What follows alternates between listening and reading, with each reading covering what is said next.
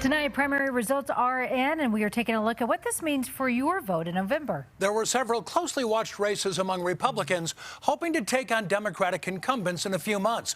In the Republican primary for U.S. Senate, that race has now been called for Joe O'Dea over Ron Hanks. So O'Dea will face Michael Bennet this fall. Sean Boyd has been reporting on all the races for you tonight on our streaming network, CBS News Colorado. Sean, a moderate O'Dea beats a far-right Hanks. Yeah, O'Dea, not just a moderate, he is a non-election denier. In contested primaries across the state, election deniers lost big. Among the takeaways tonight, the party of Trump does not appear to be in charge of the Colorado Republican Party. Joe O'Dea is the most formidable candidate to take on incumbent Senator Michael Bennet in 12 years. While the Supreme Court's Roe v. Wade decision will help Bennet in a state that is clearly pro-abortion rights and where women outvote men, it may not be enough. Between high gas prices, high inflation, and high crime, Republicans have the wind at their backs. I will listen to people. I'm a man who loves this country, and I don't have a lot of patience for those who live to tear America down. That's not me. I'll represent Colorado because my heart and soul is here in Colorado. We can build an economy that works for everybody, not just the people at the very top. We can create a system of schools in America that's not reinforcing our income inequality, but is actually driving opportunity in America again. All right, the race is called for Heidi Ganahl to move forward in the governor's race. She shared many of her goals for Colorado with Sean Boyd, including her plans to rein in spending and eliminate the state income tax altogether. And Sean, the state income tax we know makes up a large portion of the general fund revenue. In fact, 68% of the general fund. Ganahl told me she will release a plan for how to make up that money this summer.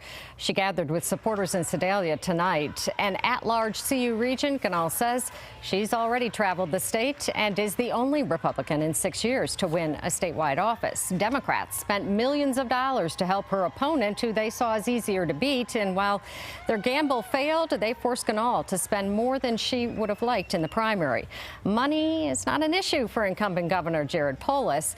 He has both money and the power of incumbency. It's been 60 years since Coloradans voted an incumbent governor out of office. Ganahl says she's up for the challenge. I just hear the frustrations and the upset and the anxiety, and I'm a problem solver. I'm going to roll up my sleeves and get to work and have big, bold ideas to solve a lot of these problems that we're facing. But most of all, I'm a mom on a mission. I'm so worried about our kids and our grandkids, and I want to do everything I can to create a brighter future for them. This election is about moving forward rather than backward. It's about moving forward with protecting our freedom. It's about moving forward with investing in our schools, reducing class size, paying teachers better.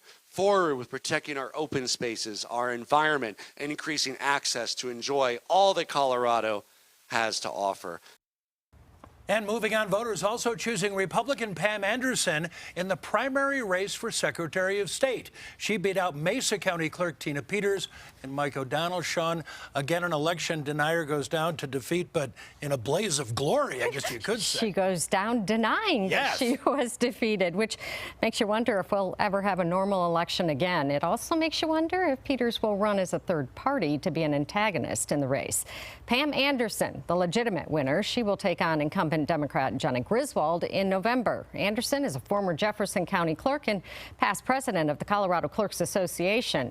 But she lacks name recognition. What she does have is the political winds at her back because she's a Republican. And with an unpopular Democratic president, Republicans are expected to have a good year. While Colorado appears to be a blue state after the last couple elections, this election could determine whether it's really still purple. Instead of voting against Trump candidates, voters will be casting their ballots for a candidate. The question is, will it be a Republican candidate?